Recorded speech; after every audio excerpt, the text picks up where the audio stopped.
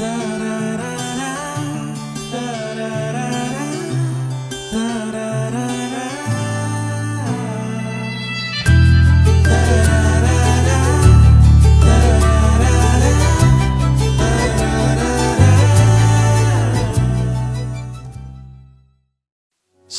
നിങ്ങൾക്ക് സ്വന്തമാക്കാം. യേശു വാഴുന്നു ശുശ്രൂഷകളിലേക്ക് നിങ്ങൾക്ക് സ്വാഗതം. യേശുക്രിസ്തുവിലൂടെ ലഭ്യമാകുന്ന സൗഖ്യത്തെക്കുറിച്ചാകുന്നു ഇന്ന് ഞാൻ നിങ്ങളുമായി പങ്കുവയ്ക്കുവാൻ ആഗ്രഹിക്കുന്നത്. വിശുദ്ധ ഗ്രന്ഥമാകുന്ന ബൈബിൾ സൗഖ്യത്തിൻ്റെ സന്ദേശമാണല്ലോ നമുക്ക് നൽകുന്നത്.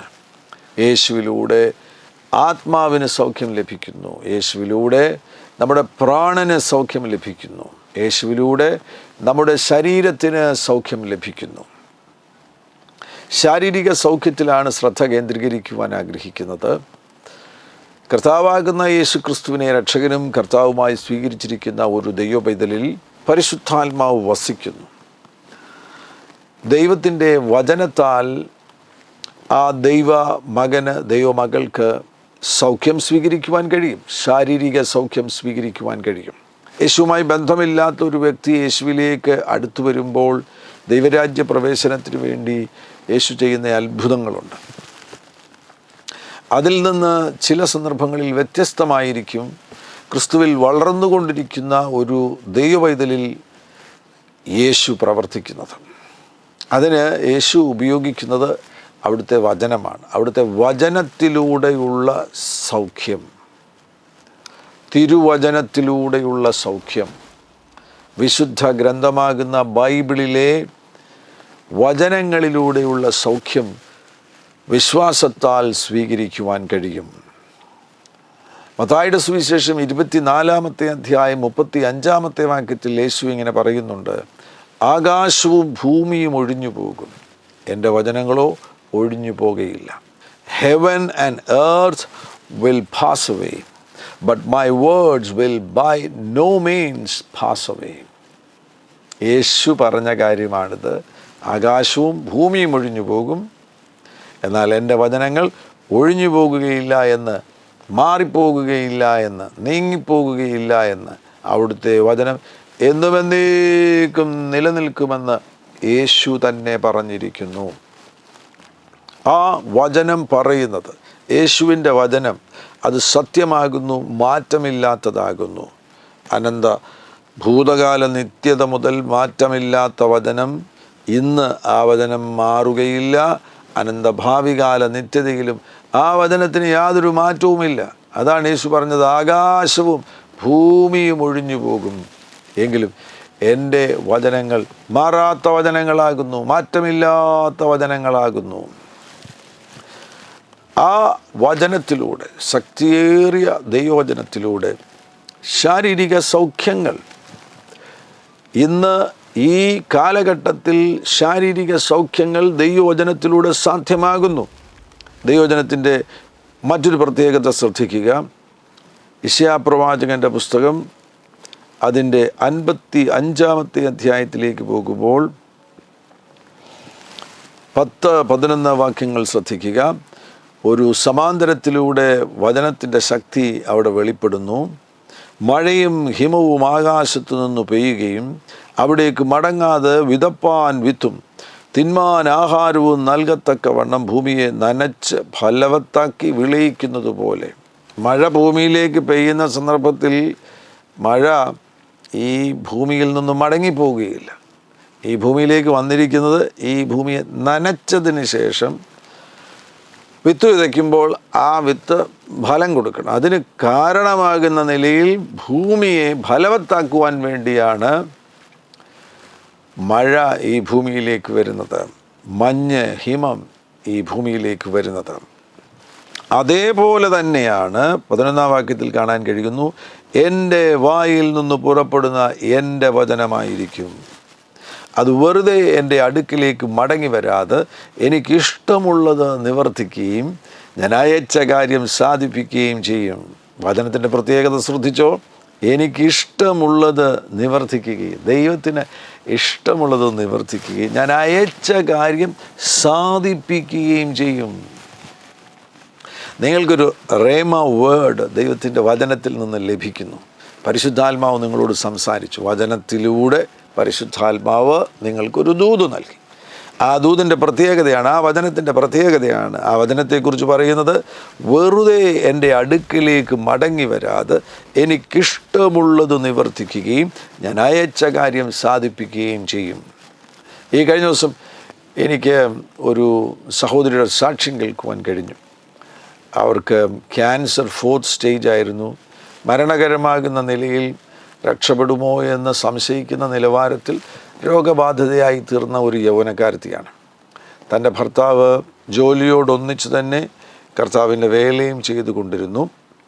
എനിക്കും ആ സ്ഥലത്ത് അവർ ശുശ്രൂഷിക്കുന്ന ആ സഭയിൽ പോയി ശുശ്രൂഷിക്കുവാൻ ഒരവസരം ലഭിച്ചു. അന്ന് ഈ സഹോദരി ആശുപത്രിയിലാണ്. അതിനാൽ ഭർത്താവിൻ്റെ കൂടെ ഞാൻ യാത്ര ചെയ്യുമ്പോൾ അദ്ദേഹം ഭാര്യയെ ഫോണിൽ വിളിച്ചു. അങ്ങനെ ആശുപത്രിയിലായിരുന്ന ആ സഹോദരിക്ക് വേണ്ടി ഞാൻ ഫോണിലൂടെ പ്രാർത്ഥിക്കുകയും ചെയ്തു. സഭ പ്രാർത്ഥിച്ചു, അനേകം ദൈവദാസന്മാർ പ്രാർത്ഥിച്ചു. ഈ സഹോദരി കഴിഞ്ഞ ദിവസം തൻ്റെ അനുഭവ സാക്ഷ്യം ഞങ്ങളെ അറിയിച്ചു. രോഗം വളരെ ഗുരുതരമായിരുന്നു, ക്യാൻസറല്ലേ, മരിച്ചു പോകുമെന്നുള്ള ഒരു നിലയിലായിരുന്നു കാര്യങ്ങൾ മുന്നോട്ട് പോയിക്കൊണ്ടിരുന്നത്. എന്നാൽ പ്രാർത്ഥനയുടെ ഫലമായി അത്ഭുതകരമായിട്ട് ഈ സഹോദരിക്ക് ദൈവത്തിൻ്റെ വചനത്തിലൂടെ പരിശുദ്ധാത്മാവ് ഒരു റേമ വേർഡ് കൊടുത്തു. അത് ഈ മകൾ ആവർത്തിച്ച് ഏറ്റുപറഞ്ഞു. ഈ സഹോദരി ഒത്തിരി വചനത്തിൽ ഗഹനമാകുന്ന അറിവുള്ളൊരു വ്യക്തിയൊന്ന് എനിക്ക് തോന്നുന്നില്ല. എന്നാൽ തനിക്കറിയാവുന്ന വചനഭാഗങ്ങളിലൂടെ ദൈവത്തിൻ്റെ ആത്മാവ് സംസാരിച്ചു. പ്രത്യേകിച്ചും യെശയ്യാപ്രവാചകൻ്റെ പുസ്തകം 60-ാമത്തെ അധ്യായം 1-ാമത്തെ വാക്യം ഈ സഹോദരിയോട് പരിശുദ്ധാത്മാവ് സംസാരിച്ചു. എഴുന്നേറ്റ് പ്രകാശിക്കാൻ, നിൻ്റെ പ്രകാശം വന്നിരിക്കുന്നു, യഹോവയുടെ തേജസ്സും നിൻ്റെ മേൽ ഉദിച്ചിരിക്കുന്നു. എറൈസ് ആൻഡ് ഷൈൻ എന്നുള്ള ആ വചനം തന്നോട് പരിശുദ്ധാത്മാവ് സംസാരിച്ചു. ആ വചനം ഏറ്റുപറഞ്ഞു. അനേക ദേവദാസന്മാർ അനേകം വചനങ്ങൾ അവരുടെ പ്രതിസന്ധി ഘട്ടങ്ങളിൽ രോഗസ്വാധീനങ്ങളോ വല്ലതും വരികയാണെന്നുണ്ടെങ്കിൽ അനേകം വചനങ്ങൾ ഏറ്റുപറയാറുണ്ട്. എന്നാൽ ഈ സഹോദരിക്ക് ഒരു റേമ വേർഡ് ലഭിച്ചു. അത് യെശയ്യാപ്രവാചകൻ്റെ പുസ്തകം 60-ാമത്തെ അധ്യായം 1-ാമത്തെ വാക്യമായിരുന്നു. അത് ആ സഹോദരി കൺഫസ് ചെയ്തു. ആ സഹോദരി തൻ്റെ സാക്ഷ്യത്തിൽ പറയുന്നത്, ആ വചനമാണ് തന്നെ സൗഖ്യമാക്കിയത്. ഇപ്പോൾ പൂർണ്ണമായിട്ടും ശാരീരിക രോഗത്തിൽ നിന്ന്, തൻ്റെ മേൽ വന്ന ക്യാൻസറിൽ നിന്ന് പൂർണ്ണമായിട്ടും ആ മകൾ വിടുതൽ പ്രാപിച്ചു എന്നാണ് എനിക്ക് ആ സാക്ഷ്യത്തിലൂടെ കേൾക്കുവാൻ കഴിഞ്ഞത്. അതിന് കാരണമായി തീർന്നത് ദൈവത്തിൻ്റെ വചനമാകുന്നു എന്ന് പ്രത്യേകം ആ മകൾ പറയുന്നു. എനിക്ക് ലഭിച്ച റേമ വേർഡ്, പരിശുദ്ധാത്മാവ് നമ്മോട് സംസാരിക്കുമ്പോൾ നമുക്ക് ആ വചനത്തെ റേമ വേർഡ് എന്ന് വേണമെങ്കിൽ പറയുവാൻ കഴിയും. ദൈവത്തിൻ്റെ വചനത്തെ ലോഗോസ് എന്നും വിളിക്കാം. റേമ വേർഡ് വരുമ്പോൾ ആ വചനത്തിലൂടെ ദൈവത്തിൻ്റെ പരിശുദ്ധാത്മാവ്, ദൈവം നമ്മോട് ആ പ്രത്യേക സമയത്ത് സംസാരിക്കുമ്പോൾ അതൊരു റേമ വേർഡായിത്തീരുകയാണ്. അങ്ങനെ ലഭിച്ച ആ വചനമാണ് ഈ സഹോദരിയെ സൗഖ്യമാക്കിയത് എന്ന് ആ സഹോദരി തന്നെ സാക്ഷ്യം പറയുന്നു. അത്ര ശക്തിയേറിയ വചനം. എന്തിനു വേണ്ടി ആ വചനം അയക്കുന്നുവോ, ദൈവം എന്തുദ്ദേശത്തോടു കൂടിയാണ് ആ വചനം അയക്കുന്നത്, ആ ഉദ്ദേശം പൂർത്തിയാക്കാതെ ആ വചനം മടങ്ങി വരികയില്ല. ഈ മകളുടെ മേൽ ഈ വചനം വന്നത് ഈ മകളെ സൗഖ്യമാക്കുവാൻ വേണ്ടിയാണ്. ഈ മകളുടെ മേലത് സൗഖ്യമായി വ്യാപരിച്ചു. അത് കൂടാതെ അത് മടങ്ങി വരില്ല എന്നാണ് ഇവിടെ പറയുന്നത്. എൻ്റെ വായിൽ നിന്ന് പുറപ്പെടുന്ന എൻ്റെ വചനം അത് വെറുതെ എൻ്റെ അടുക്കലേക്ക് മടങ്ങി വരാതെ എനിക്കിഷ്ടമുള്ളത് നിവർത്തിക്കുകയും ഞാൻ അയച്ച കാര്യം സാധിപ്പിക്കുകയും ചെയ്യും. Hallelujah, glory to Jesus. എത്ര അത്ഭുതകരം. മറ്റൊരു വാക്യം ശ്രദ്ധിക്കുക. യെശയ്യാപ്രവാചകൻ്റെ പുസ്തകം 45-ാമത്തെ അധ്യായം അതിൻ്റെ 23-ാമത്തെ വാക്യം ശ്രദ്ധിക്കുക. അതിൻ്റെ 2-ാമത്തെ ഭാഗം ശ്രദ്ധിക്കുക. എൻ്റെ വായിൽ നിന്ന് നീതിയും മടങ്ങാത്ത ഒരു വചനവും പുറപ്പെട്ടിരിക്കുന്നു. മടങ്ങാത്ത ഒരു വചനവും പുറപ്പെട്ടിരിക്കുന്നു. ശാരീരിക രോഗങ്ങളിലൂടെ, ക്ലേശങ്ങളിലൂടെ നിങ്ങളിപ്പോൾ കടന്നു പോകുകയാണെങ്കിൽ ഇത് സൗഖ്യത്തിനു വേണ്ടിയുള്ള ഒരു പ്രധാനപ്പെട്ട ഉപാധിയാണ്. നാച്ചുറലിൽ നിങ്ങൾ ചെയ്യേണ്ട കാര്യങ്ങളെല്ലാം കൃത്യമായിട്ട് ചെയ്യണം.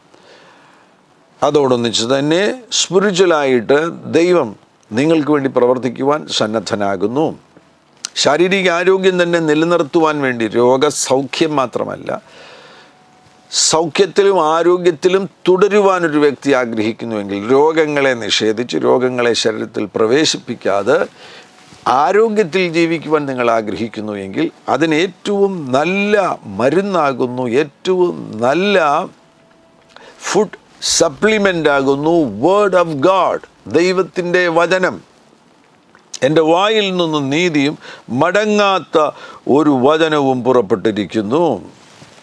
മടങ്ങാത്ത വചനം, എന്തിനു വേണ്ടി അയക്കപ്പെട്ടിരിക്കുന്നുവോ ആ ദൗത്യം പൂർത്തിയാക്കാതെ മടങ്ങാത്ത വചനം, മടങ്ങി വരാത്ത വചനം.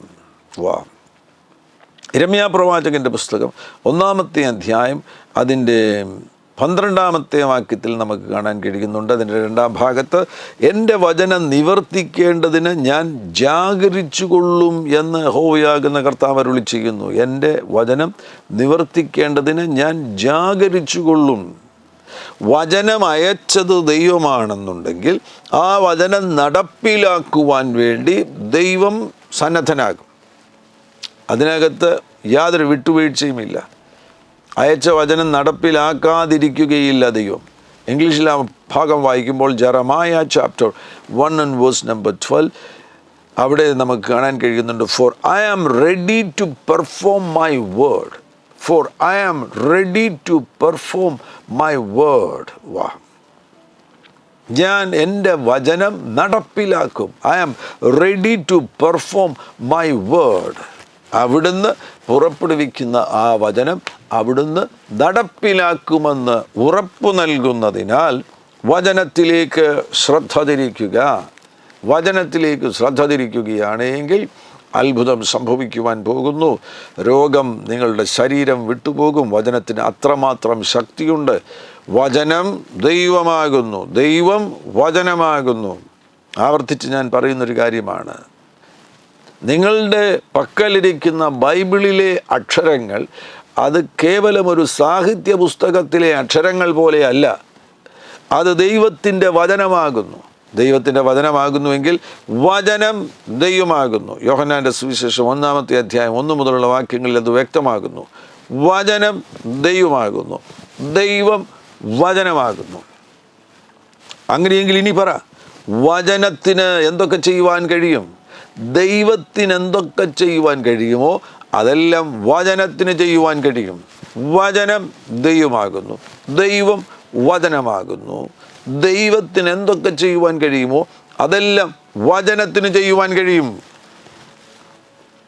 ഈ സത്യം നിങ്ങളുടെ ഉള്ളിലേക്ക് പ്രവേശിക്കേണ്ടത് വിശ്വാസത്താലാകുന്നു. ഗോഡ് കൈൻഡ് ഓഫ് ഫെയ്ത്ത് സജീവമാകണം. ഈ വചനം കേൾക്കുമ്പോൾ തന്നെ ഗോഡ് കൈൻഡ് ഓഫ് ഫെയ്ത്ത് നമ്മിൽ സജീവമാകും. റോമാലേഖനം 10-ാമത്തെ അധ്യായം 17-ാം വാക്യത്തിൽ അവിടെ വിശ്വാസം കേൾവിയാലും കേൾവി ക്രിസ്തുവിൻ്റെ വചനത്താലും വരുന്നു എന്നാണ് രേഖപ്പെടുത്തിയിരിക്കുന്നത്. റോമാലേഖനം 10-ാമത്തെ അധ്യായത്തെ വേണമെങ്കിൽ വിശ്വാസത്തിൻ്റെ ഒരു അധ്യായമെന്ന് വിളിക്കുവാൻ കഴിയും. എബ്രായ ലേഖനം 11 മാത്രമല്ല വിശ്വാസത്തിൻ്റെ അധ്യായം. റോമാലേഖനം 10-ാമത്തെ അധ്യായത്തിലും വിശ്വാസത്തെക്കുറിച്ചുള്ള അനേകം പരാമർശങ്ങൾ പറഞ്ഞിരിക്കുകയാണ്. അവിടെ വിശ്വാസം കേൾവിയാലും കേൾവി ദൈവത്തിൻ്റെ വചനത്താലും. ഈ പുറപ്പെടുന്ന വചനം നിങ്ങളിൽ ദൈവത്തിൻ്റേതുപോലെയുള്ള വിശ്വാസത്തെ ഉളവാക്കും. ദൈവത്തിൻ്റേതുപോലെയുള്ള വിശ്വാസം നിങ്ങളിൽ ഉളവാകപ്പെടുമ്പോൾ ഈ പുറപ്പെടുന്ന വചനത്തെ നിങ്ങൾക്ക് സ്വീകരിക്കുവാൻ കഴിയും. ഈ വചനം വിശ്വാസമായി തീരും. ഈ വചനം നിങ്ങൾക്ക് വെളിപ്പെട്ട് കിട്ടും. വചനം റെവലേഷനായി തീരുകയാണ്. വചനം കേവലം ഇൻഫർമേഷനായിട്ട് ബുദ്ധിയുടെ തലത്തിൽ തുടരുകയില്ല. വചനം നിങ്ങളുടെ സ്പിരിറ്റിലേക്ക് വന്ന് റെവലേഷൻ്റെ തലത്തിലേക്ക് പോയി വചനം നിങ്ങൾക്ക് വെളിപ്പെട്ട് കിട്ടുവാൻ പോകുന്നു. അങ്ങനെ വചനം നിങ്ങൾക്ക് വെളിപ്പെട്ട് കിട്ടുമ്പോൾ ആ വെളിപ്പെട്ട് കിട്ടിയ വചനം നിങ്ങൾ കൺഫസ് ചെയ്യുവാൻ തയ്യാറാകണം, ഏറ്റുപറയുവാൻ തയ്യാറാകണം. ആ വചനത്തിന് സമാനമാകുന്ന കാര്യങ്ങളും നിങ്ങൾക്ക് ഏറ്റുപറയുവാൻ തീർച്ചയായിട്ടും കഴിയും. നിങ്ങളുടെ ശരീരത്തിൻ്റെ മേൽ സൗഖ്യം വന്നിരിക്കുന്നു എന്ന് പറയുമ്പോൾ നിങ്ങൾക്ക് ഏറ്റുപറയുവാൻ കഴിയും, എൻ്റെ ശരീരം സൗഖ്യമായിരിക്കുന്നു, എൻ്റെ ശരീരത്തിൽ രോഗങ്ങളെ ഞാൻ അനുവദിക്കുകയില്ല. വളരെ ശക്തനാകുന്നൊരു ദൈവത്തിൻ്റെ ദാസൻ അദ്ദേഹത്തിൻ്റെ ഹൃദയത്തിന് ചില കേടുകൾ വന്നു, ഹൃദയ സംബന്ധമാകുന്ന ചില ബുദ്ധിമുട്ടുകൾ വന്നു. ഡോക്ടർ പറഞ്ഞു മേജറായിട്ടുള്ള ചില ചികിത്സകൾ ചെയ്യേണ്ടതായിട്ട് വരുമെന്ന് ഡോക്ടേഴ്സ് പറഞ്ഞു. ആ സാഹചര്യത്തിൽ പ്രത്യേകമായിട്ട് അദ്ദേഹം പ്രാർത്ഥനയിൽ സമയം ചിലവഴിച്ചപ്പോൾ കർത്താവുമായിട്ടൊരു കൂട്ടിമുട്ടലുണ്ടായി, യേശുവുമായിട്ടൊരു കൂട്ടിമുട്ടലുണ്ടായി. യേശുവുമായിട്ടൊരു കൂട്ടിമുട്ടലുണ്ടായപ്പോൾ യേശുവിൽ നിന്ന് തനിക്ക് ബോധ്യമായി ഒരു പുതിയ ഹൃദയത്തെ കർത്താവ് എനിക്ക് നൽകിയിരിക്കുന്നു. അത് കേവലം ഒരു ഇൻഫോർമേഷൻ ആയിരുന്നില്ല, അതൊരു റെവലേഷൻ ആയിരുന്നു. കേടുവന്ന ഹൃദയത്തിനു പകരം, കേടുവന്ന ഹാർട്ടിന് പകരം യേശു തനിക്കൊരു പുതിയ ഹാർട്ട് കൊടുത്തു എന്നത് തനിക്ക് വെളിപ്പെട്ട് കിട്ടിയപ്പോൾ താൻ കൺഫേസ് ചെയ്യുവാൻ തുടങ്ങി, എനിക്ക് ഒരു പുതിയ ഹാർട്ട് ലഭിച്ചിരിക്കുന്നു. അത് കേവലം വാക്കുകൊണ്ടുള്ള ഒരു ജൽപ്പനമല്ല, ഒരു ശബ്ദമുണ്ടാക്കലല്ല. അത് കൃത്യമായിട്ട് വെളിപ്പാടിൻ്റെ ഒരു പ്രഖ്യാപനമായിരുന്നു. എനിക്ക് ഒരു പുതിയ ഹൃദയം യേശു തന്നിരിക്കുന്നു എന്ന് താൻ കൺഫേസ് ചെയ്യുവാൻ തുടങ്ങി. സിംറ്റംസ് ഒന്നും മാറിയിട്ടില്ല. വീണ്ടും ശരീരത്തിനുള്ള ബുദ്ധിമുട്ടുകൾ, ഹൃദയത്തിനുള്ള ബുദ്ധിമുട്ടുകളൊക്കെ ശരീരത്തിൽ തുടരുകയായിരുന്നു. തുടർന്നുകൊണ്ടിരിക്കുമ്പോഴും ആ ദേവദാസൻ കൺഫേസ് ചെയ്തു, എനിക്ക് യേശു ഒരു പുതിയ ഹൃദയം തന്നിരിക്കുന്നു. ചില നാളുകൾ കഴിഞ്ഞപ്പോൾ തന്നെ പരിശോധിച്ചുകൊണ്ടിരുന്ന ഡോക്ടർ പറഞ്ഞു, നിങ്ങളിവിടെ വന്നു കഴിഞ്ഞപ്പോൾ ഏറ്റവും കേടുള്ള ഒരു ഹൃദയവുമായിട്ടാണ് നിങ്ങളിവിടെ ഈ ആശുപത്രിയിൽ വന്നത്. എന്നാൽ ഇപ്പോൾ നിങ്ങൾ ഇവിടുന്ന് പോകുമ്പോൾ യാതൊരു കേടുമില്ലാത്തൊരു പെർഫെക്റ്റ് ഹൃദയവുമായിട്ടാണ് നിങ്ങൾ ഇവിടെ നിന്ന് പോകുന്നത്. അത്ഭുതകരം. വചനം നിനക്ക് വെളിപ്പെട്ട് കിട്ടുകയാണെങ്കിൽ, റോമാലേഖനത്തിൽ 10-ാമത്തെ അധ്യായത്തിൽ അവിടെ വചനത്തെക്കുറിച്ചൊരു പരാമർശം നമുക്ക് കാണുവാൻ കഴിയുന്നുണ്ട്. വചനം നമ്മുടെ വായിലാകുന്നു എന്നുള്ള പരാമർശം നമുക്ക് കാണാൻ കഴിയുന്നുണ്ട്. നിങ്ങൾ യേശുവിനെ രക്ഷകനും കർത്താവുമായി സ്വീകരിച്ചിരിക്കുന്ന ഒരു വ്യക്തിയാകുന്നു എങ്കിൽ നിങ്ങളുടെ അധരത്തിൽ വചനമുണ്ട്. 8-ാം വാക്യത്തിൽ കാണാൻ കഴിയുന്നു, റോമാലേഖനം 10:8. വചനം നിനക്ക് സമീപമായി നിൻ്റെ വായിലും നിൻ്റെ ഹൃദയത്തിലും ഇരിക്കുന്നു. വചനം നിനക്ക് സമീപമായി നിൻ്റെ വായിലും നിൻ്റെ ഹൃദയത്തിലും ഇരിക്കുന്നു. ദൂരസ്ഥനാകുന്നൊരു ദൈവത്തെ അല്ല നിങ്ങൾ ആരാധിക്കുന്നത്. വളരെ ദൂരെ പോയി എവിടെയെങ്കിലും പോയി കാണേണ്ട ഒരു ദൈവത്തെ അല്ല നിങ്ങൾ ആരാധിക്കുന്നത്. അവിടുന്ന് സമീപസ്ഥനാകുന്നു. നിങ്ങളും യേശുവും തമ്മിലുള്ള ദൂരം എന്താണ്? വായും നിങ്ങളും തമ്മിലുള്ള ദൂരം അത്രയേ ഉള്ളൂ. നിങ്ങളുടെ വാ യേശുവിന് വേണ്ടി തുറക്കുകയാണെങ്കിൽ, യേശുവേ എന്ന് വാ തുറന്ന് പറയുകയാണെങ്കിൽ, യേശുവേ എന്ന് വാ തുറന്ന് പറയുകയാണെങ്കിൽ, വാ തുറന്ന് വചനം പറയുകയാണെങ്കിൽ, വചനം നിനക്ക് സമീപമായി നിൻ്റെ വായിലും നിൻ്റെ ഹൃദയത്തിലും ഇരിക്കുന്നു. അതുകൊണ്ടാണ് 9-ാം വാക്യത്തിൽ പറയുന്നത്, യേശുവിനെ കർത്താവെന്ന് വായികൊണ്ട് ഏറ്റുപറയുകയും ദൈവം അവനെ മരിച്ചവരിൽ നിന്ന് ഉയർത്തെഴുന്നേൽപ്പിച്ചു എന്ന് ഹൃദയം കൊണ്ട് വിശ്വസിക്കുകയും ചെയ്താൽ നീ രക്ഷിക്കപ്പെടും. ഹൃദയത്തിലുണ്ടാകുന്ന വിശ്വാസം, ഹൃദയത്തിൽ ലഭ്യമാകുന്ന വെളിപ്പാട്, ആ വെളിപ്പാടിനെ വാ കൊണ്ട് ഏറ്റുപറയുന്നു. ഹൃദയം കൊണ്ട് നീതിക്കായി വിശ്വസിക്കുകയും വായ് കൊണ്ട് രക്ഷയ്ക്കായി ഏറ്റുപറയുകയും ചെയ്യുന്നു. Amen. Praise the Lord. Hallelujah. ഏത് മേഖലയിലും, ശാരീരിക സൗഖ്യത്തിൻ്റെ മേഖല മാത്രമല്ല, എല്ലാ മേഖലയിലും വായ് കൊണ്ട് ഏറ്റുപറയുവാൻ നിങ്ങൾ തയ്യാറാകുക. നിങ്ങളുടെ കുടുംബജീവിതത്തെക്കുറിച്ച് നിങ്ങൾ വായ് കൊണ്ട് ഏറ്റുപറയുക. എൻ്റെ കുടുംബജീവിതം ബ്ലെസ്ഡ് ആകുന്നു, അനുഗ്രഹിക്കപ്പെട്ടിരിക്കുന്നു, എൻ്റെ തലമുറകൾ അനുഗ്രഹിക്കപ്പെടുവാൻ പോകുന്നു. വായ് കൊണ്ട് ഏറ്റുപറയുക. എന്താണ് നിങ്ങൾ വിശ്വസിക്കുന്നത്? അത് വായ് കൊണ്ട് ഏറ്റുപറയുക. ഇപ്പോൾ വളരെ ഗൗരവമേറിയൊരു കാര്യത്തിലേക്ക് വരികയാണ്. അങ്ങനെയാണെങ്കിൽ നമ്മുടെ സംസാരം, നമ്മുടെ സ്പീച്ച് വളരെ പ്രധാനപ്പെട്ടൊരു കാര്യമാകുന്നു. സംസാരത്തെ നിങ്ങൾ സൂക്ഷിക്കേണ്ടത് ആവശ്യമാണ്. ഈ സങ്കീർത്തന ഭാഗം ശ്രദ്ധിക്കുക. 141-ാമത്തെ സങ്കീർത്തനം 3-ാമത്തെ വാക്യം, യഹോവേ എൻ്റെ വായ്ക്ക് ഒരു കാവൽ നിർത്തി, എൻ്റെ അധരദ്വാരം കാക്കേണമേ. എൻ്റെ വായ്ക്ക് ഒരു കാവൽ നിർത്തി.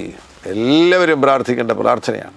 ആവശ്യമില്ലാത്ത ഒരു വാക്കുപോലും അധരത്തിൽ നിന്ന് വരരുത്. യേശു ഉള്ളവരാകുന്നുവെങ്കിൽ, പരിശുദ്ധാത്മാവുള്ളിൽ വസിക്കുന്നുവെങ്കിൽ, പരിശുദ്ധാത്മാവിൽ നിറഞ്ഞൊരു ജീവിതം നയിക്കുന്നവരാകുന്നുവെങ്കിൽ ആവശ്യമില്ലാത്ത ഒരു വാക്കുപോലും അതരത്തിൽ നിന്ന് വരരുത്. ചിന്തകൾക്ക് മാറ്റമുണ്ടാകണം, സംസാരത്തിന് മാറ്റമുണ്ടാകണം. വചനപ്രകാരം ചിന്തിക്കുവാൻ തുടങ്ങണം, വചനപ്രകാരം സംസാരിക്കുവാൻ തുടങ്ങണം. അനേകരുടെ പ്രശ്നമെന്ന് പറയുന്നത് ശരിയല്ല. അതുകൊണ്ട് പൊതുവിൽ ചില ദൈവദാസന്മാർ പറയാറുണ്ട്, നിങ്ങളുടെ വിടുതലിരിക്കുന്നത് മൂക്കിൻ്റെ താഴെയാണ്. എവിടെ? വായിൽ. അധരം കൊണ്ട് നിങ്ങൾക്ക് വിടുതൽ പ്രാപിക്കുവാൻ കഴിയും. നിങ്ങളുടെ അധരത്തിലാകുന്നു വിടുതലിരിക്കുന്നത്. പലരുടെയും അധരം ശരിയല്ല. അധരം കേടുള്ളതാകുന്നതിനാൽ അധരത്തിൽ നിന്ന് പുറപ്പെടുന്ന വാക്കുകൾ അവർക്ക് കേടുകൾ സൃഷ്ടിക്കുന്നു. അങ്ങനെയെങ്കിൽ സംസാരത്തിന് മാറ്റം വരുത്തണം. വളരെ ശക്തനാകുന്ന ദൈവദാസനായിരുന്നു pastor Kenneth Hagin. Pastor Kenneth Hagin വിശ്വാസം പ്രസംഗിച്ച ഒരു അഭിഷക്തനാണ്. തൻ്റെ ബാല്യത്തിൽ കൗമാരത്തിൽ 14-15 വയസ്സൊക്കെയുള്ള സന്ദർഭത്തിൽ താൻ മരണകരമാകുന്ന രോഗം പിടിച്ച് കിടന്ന ഒരു അനുഭവമായിരുന്നു. അതിൽ നിന്ന് യേശു അത്ഭുതകരമായി തന്നെ രക്ഷിച്ചു. അവിടെ മർക്കൂസിൻ്റെ സുവിശേഷം 11-ാമത്തെ അധ്യായം 24-ാമത്തെ വാക്യത്തിലൂടെയാണ് യേശു സംസാരിച്ച് അങ്ങനെയാണ് താൻ സൗഖ്യം പ്രാപിച്ചു. തുടർന്ന് ശുശ്രൂഷകനായി തീർന്നു, പരിശുദ്ധാത്മാഭിഷേകം പ്രാപിച്ചു, വിശ്വാസം പ്രസംഗിച്ചു. ആ ദേവദാസൻ പ്രത്യേകിച്ച് ശാരീരിക സൗഖ്യത്തെക്കുറിച്ച് പ്രസംഗിക്കുമായിരുന്നു. ഒരിക്കൽ ഒരു സ്ഥലത്ത് ശുശ്രൂഷിക്കുമ്പോൾ അവിടെ വിശ്വാസത്തിൻ്റെ ചില പ്രധാനപ്പെട്ട കാര്യങ്ങൾ ജനത്തെ പഠിപ്പിച്ചു. അതിൻ്റെ നടുവിൽ നിന്ന് സ്മിത്ത് എന്ന് പേരുള്ള ഒരു മനുഷ്യൻ വന്നിട്ട്, 91 വയസ്സുള്ള ആ പ്രിയപ്പെട്ട സ്മിത്ത് വന്നിട്ട് പറഞ്ഞു, പാസ്റ്റർ കെനത്ത് ഹെഗിൻ, താങ്കൾ പറയുന്ന എല്ലാ കാര്യങ്ങളും എൻ്റെ ജീവിതത്തിൽ യാഥാർത്ഥ്യമായി. ഇതാ ഞാൻ 91-ാം വയസ്സിലും ആരോഗ്യമുള്ളവനായിരിക്കുന്നു, ഞാൻ പ്രൊഡക്റ്റീവായിരിക്കുന്നു. 90 വയസ്സ് വരെ ജീവിച്ച് വെറുതെ ഒന്നും ചെയ്യാതിരിക്കുന്നതിനെക്കുറിച്ചല്ല. 90-ാം വയസ്സിൽ നീ പ്രൊഡക്റ്റീവായിരിക്കണം. ദൈവം നിനക്ക് 100 വയസ്സ് ആയുസ് തരികയാണെങ്കിൽ 100-ാം വയസ്സിൽ നീ പ്രൊഡക്റ്റീവായിരിക്കണം. നടക്കണം, ഓടണം, ആമേൻ, പ്രസംഗിക്കണം. അദ്ദേഹം പറയുന്നു, 91-ാം വയസ്സിലും ഞാനിതാ പ്രൊഡക്റ്റീവായിരിക്കുന്നു, വളരെ സജീവമായിരിക്കുന്നു. അപ്പോൾ പാസ്റ്റർ കെനത്ത് ഹെഗിൻ അദ്ദേഹത്തോട് ചോദിച്ചു, നിങ്ങൾക്ക് ഈ വിജയത്തിൻ്റെ പിന്നിലെ ഒരു രഹസ്യം, ശാരീരിക ആരോഗ്യം ഉൾപ്പെടെയുള്ള മേഖലകളിൽ നിങ്ങൾ വിജയിച്ചിരിക്കുന്നു, അതിൻ്റെ പിന്നിലെ ഒരു രഹസ്യം നിങ്ങൾക്ക് പറഞ്ഞു തരുവാൻ കഴിയുമോ? പെട്ടെന്ന് സ്മിത്ത് പാസ്റ്റർ കെനത്ത് ഹെഗിനോട് പറഞ്ഞു, 1 പത്രോസ് 3-ാമത്തെ അധ്യായം 10 മുതലുള്ള വാക്യങ്ങൾ, 10, 11, 12 വാക്യങ്ങളാകുന്നു എൻ്റെ ജീവിതത്തിൽ വിജയത്തിൻ്റെ പിന്നിലെ രഹസ്യം. ഞാൻ 9 ചേർത്ത് വെച്ച് വായിക്കാം. 1 പത്രോസ് 3:9 മുതലുള്ള വാക്യങ്ങൾ. ദോഷത്തിന് ദോഷവും ശകാരത്തിന് ശകാരവും പകരം ചെയ്യാതെ നിങ്ങൾ അനുഗ്രഹം അനുഭവിക്കേണ്ടതിന് വിളിക്കപ്പെട്ടതുകൊണ്ട് അനുഗ്രഹിക്കുന്നവരായിരിപ്പീൻ. സംസാരമാണ് പ്രധാനപ്പെട്ട കാര്യം. ദോഷത്തിന് ദോഷവും ശകാരത്തിന് ശകാരവും പകരം ചെയ്യാതെ നിങ്ങൾ അനുഗ്രഹം അനുഭവിക്കേണ്ടതിന് വിളിക്കപ്പെട്ടതുകൊണ്ട് അനുഗ്രഹിക്കുന്നവരായിരിപ്പീൻ. ജീവനെ ആഗ്രഹിക്കുകയും ശുഭകാലം കാണുവാൻ ഇച്ഛിക്കുകയും ചെയ്യുന്നവൻ ദോഷം ചെയ്യാതെ തൻ്റെ നാവിനെയും വ്യാജം പറയാതെ തൻ്റെ അധരത്തെയും അടക്കിക്കൊള്ളട്ടെ. ദോഷം ചെയ്യാതെ തൻ്റെ നാവിനെയും വ്യാജം പറയാതെ തൻ്റെ അധരത്തെയും അടക്കിക്കൊള്ളട്ടെ. എന്താ ഇവിടുത്തെ പ്രധാനപ്പെട്ട രഹസ്യം? നാക്ക്, സംസാരം. 91-ാം വയസ്സിൽ സ്മിത്ത് ആരോഗ്യമുള്ളവനായിരിക്കുന്നതിൻ്റെ പിന്നിലെ ഒരു രഹസ്യമെന്ന് പറയുന്നത് തൻ്റെ ചിന്തകൾ ദൈവവചനപ്രകാരം, തൻ്റെ സംസാരം ദൈവവചനപ്രകാരം. 11-ാം വാക്യം, ദോഷം വിട്ടകന്ന് ഗുണം ചെയ്യുകയും സമാധാനം അന്വേഷിച്ച് പിന്തുടരുകയും ചെയ്യട്ടെ. അങ്ങനെയെങ്കിൽ കർത്താവിൻ്റെ കണ്ണു നീതിമാന്മാരുടെ മേലും അവൻ്റെ ചെവി അവരുടെ പ്രാർത്ഥനയ്ക്കും തുറന്നിരിക്കുന്നു. നാക്ക് ശരിയാകുന്നു എങ്കിൽ അത്ഭുതം സംഭവിക്കുവാൻ പോകുന്നു. വചനം കൺഫസ് ചെയ്യുവാൻ തയ്യാറാകുക. വചനം നിങ്ങൾ ചിന്തിക്കുക. പരമാവധി എപ്പോഴും വചനപ്രകാരം ചിന്തിക്കുക, വചനം ചിന്തിക്കുക. പരമാവധി എപ്പോഴും വചനപ്രകാരം സംസാരിക്കുക. ആവശ്യമുള്ള എല്ലാ സമയത്തും വചനം കൺഫസ് ചെയ്യുക. ചിന്തകൾക്കും സംസാരത്തിനും മാറ്റമുണ്ടാകുന്നു. അത് സ്പിരിച്വലായിട്ടുള്ള മേഖലയിൽ നാച്ചുറലിൽ നിങ്ങൾ ചെയ്യേണ്ട കാര്യങ്ങൾ കൂടെ ചെയ്യുക. വ്യായാമം ചെയ്യുക, ഭക്ഷണം കഴിക്കേണ്ട സമയത്ത് കഴിക്കുക, നല്ല ഉറക്കം ശരീരത്തിന് കൊടുക്കുക, നല്ല റെസ്റ്റ് ശരീരത്തിന് കൊടുക്കുക. പ്രായമായവരാകുന്നുവെങ്കിൽ 70കളിലൊക്കെ എത്തിയവരാകുന്നുവെങ്കിൽ നിങ്ങളുടെ ശരീരത്തിന് ചിലപ്പോൾ ഫുഡ് സപ്ലിമെൻറ്റ്സ് ആവശ്യമായിരിക്കുക. ഫുഡ് സപ്ലിമെൻറ്റ്സ് കൊടുക്കുക. വൈദ്യശാസ്ത്രപരമായിട്ടുള്ള എന്തെങ്കിലും സഹായം ആവശ്യമാണെങ്കിൽ ആ സഹായങ്ങൾ തേടുക. നാച്ചുറലിൽ നിങ്ങൾ ചെയ്യേണ്ട കാര്യങ്ങൾ ചെയ്യുക. അതോടൊന്നിച്ച് തന്നെ സ്പിരിച്വലിൽ നിങ്ങൾ ചെയ്യേണ്ട കാര്യങ്ങൾ ചെയ്യുക. നാക്കിനെ സൂക്ഷിക്കുക, പരിശുദ്ധാത്മാവിൽ ജീവിക്കുക, വചനം കൺഫസ് ചെയ്യുക, വചനം ഹൃദയത്തിൽ ചിന്തിക്കുക. ജീവിതം ഗുണമേന്മയുള്ളതായി തീരുവാൻ പോകുന്നു, പ്രൊഡക്റ്റീവായി തീരുവാൻ പോകുന്നു, ദീർഘായുസ് കർത്താവ് നൽകി തരുവാൻ പോകുന്നു. സൗഖ്യം നിങ്ങൾക്ക് സ്വന്തമാക്കാം. പരിശുദ്ധ പിതാവേ, ഈ നല്ല നിമിഷങ്ങളിൽ അങ്ങയുടെ ജനത്തെ അങ്ങ് തൊടുന്നതിനായി സ്തോത്രം. അസാധാരണമാകുന്നൊരു ദൈവപ്രവൃത്തിക്ക് വേണ്ടി പ്രിയപ്പെട്ടവരെ ഒരുക്കണമേ. വചനപ്രകാരം ജീവിക്കുവാൻ ഈ പ്രിയമുള്ളവരെ സഹായിക്കണമേ എന്ന് പ്രാർത്ഥിക്കുന്നു. അത്ഭുതങ്ങൾ അങ്ങ് ചെയ്യുന്നതിനായി സ്തോത്രം ചെയ്യുന്നു. യേശുവിൻ നാമത്തിൽ രോഗികൾ സൗഖ്യമാകട്ടെ, മാറാ രോഗങ്ങൾ വിട്ടുപോകട്ടെ. കിടക്കയിൽ കിടക്കുന്ന രോഗികൾ യേശുവിൻ നാമത്തിൽ സൗഖ്യമാകട്ടെ. സാമ്പത്തികമാകുന്ന ബുദ്ധിമുട്ടുകളിലൂടെ കടന്നു പോകുന്നവർ, ആകുലതകളെല്ലാം അവരെ നീങ്ങിപ്പോകട്ടെ, അവരെ വിട്ടുപോകട്ടെ. ഡിപ്രഷൻ അവരെ വിട്ടുപോകട്ടെ. സാമ്പത്തിക ഞെരുക്കങ്ങൾ മാറിപ്പോയി കർത്താവെ സമൃദ്ധിയിലേക്ക് പ്രിയപ്പെട്ടവരെ നടത്തണമേ എന്ന് പ്രാർത്ഥിക്കുന്നു. സ്വർഗം അത്ഭുതം ചെയ്യുന്നതിനായി സ്തോത്രം ചെയ്യുന്നു. ബ്ലെസ് ചെയ്ത് പ്രാർത്ഥിക്കുന്നു യേശുവിൻ നാമത്തിൽ തന്നെ.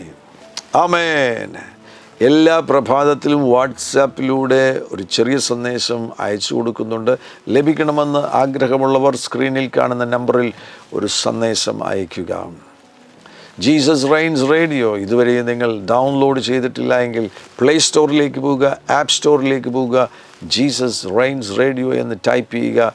ആ റേഡിയോ ഡൗൺലോഡ് ചെയ്യുക.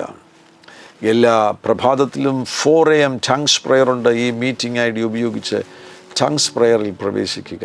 എല്ലാ ബുധനാഴ്ചയും രാത്രി 10 മണിക്ക് നൈറ്റ് പ്രയറുണ്ട്. സ്ക്രീനിൽ കാണുന്ന മീറ്റിംഗ് ID ഉപയോഗിച്ച് പ്രവേശിക്കുക. ഞാൻ എഴുതിയ വീണ്ടും പെന്തക്കോസ്ത് എന്നുള്ള പുസ്തകം നിങ്ങൾക്ക് തപാലിൽ സൗജന്യമായി ലഭിക്കണമെന്ന് ആഗ്രഹമുണ്ടെങ്കിൽ നിങ്ങളുടെ അഡ്രസ്സ് ഞങ്ങൾക്ക് ഈ ഫോൺ നമ്പറിൽ അയച്ചു തരിക. ആ പുസ്തകം സൗജന്യമായി അയച്ചു തരുന്നതായിരിക്കും. ഈ യൂട്യൂബ് ചാനൽ സബ്സ്ക്രൈബ് ചെയ്യാൻ മറക്കരുത്. ഈ സന്ദേശം മറ്റുള്ളവർക്ക് ഷെയർ ചെയ്യാൻ മറക്കരുത്. യേശു നിങ്ങളുടെ കൂടെയിരിക്കും. God bless you. ആമേൻ.